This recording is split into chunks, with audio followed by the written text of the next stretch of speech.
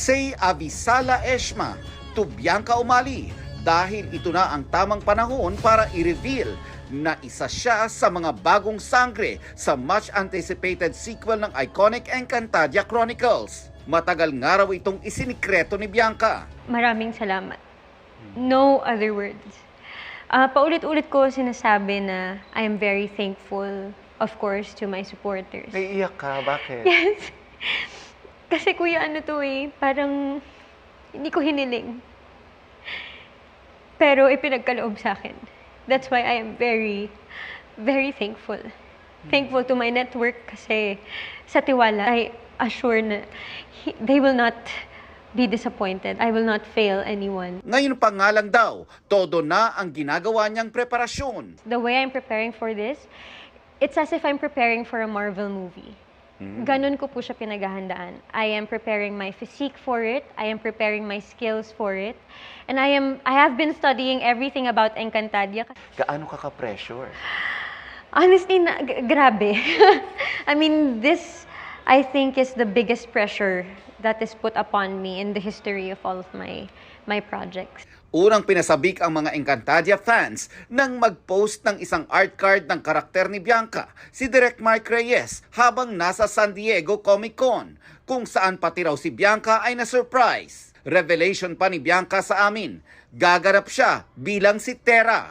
Parang napansin ko na pareho kayo ng weapon of choice ni Sangre Danaya. Yes. Anong significance nito? Ako po dito ang anak ni Sangre Danaya. Wow. Kaya po kami parehas ng weapon. I did suggest na baka po pwedeng gawin natin na nagiging arnis pa rin siya, but nag-bow staff talaga siya. Isang malaking stick, Kuya Nelson, na kapag kailangan ko ng mas grabing battle or Nagiging dalawa. nagiging dalawa siya. Nagbalik tanaw rin si Bianca na pinangarap na makasama sa Encantadia noong 2016. I wasn't called for an audition. And I think I wasn't considered for it at all. Nag-realize ko na kaya pala. Hindi pala dapat ako nalungkot ng mga oras na yun na akala ko hindi ako kasali. Kasi meron palang ganito.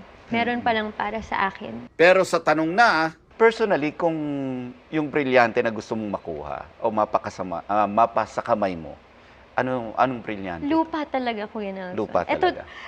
Walang Why? halong... When I used to watch Encantadia, I was always drawn to Danaya, which was Miss Diana Zuriri. Ever since. I think it was because it was her color, it was her... Si Danaya kasi is very headstrong. And siya yung pinaka-rational sa kanilang apat. Baka minanifest mo to. Baka po, kuya Baka po. Kaya nung nalaman ko rin na brilyante ng lupa yung mapupunta sa akin, I think it's in the stars. I would like to believe. ang part 2 ng Kwentuhan with Bianca, abangan sa 24 oras. Mga kapuso, muli po, ito po si Bianca Umali.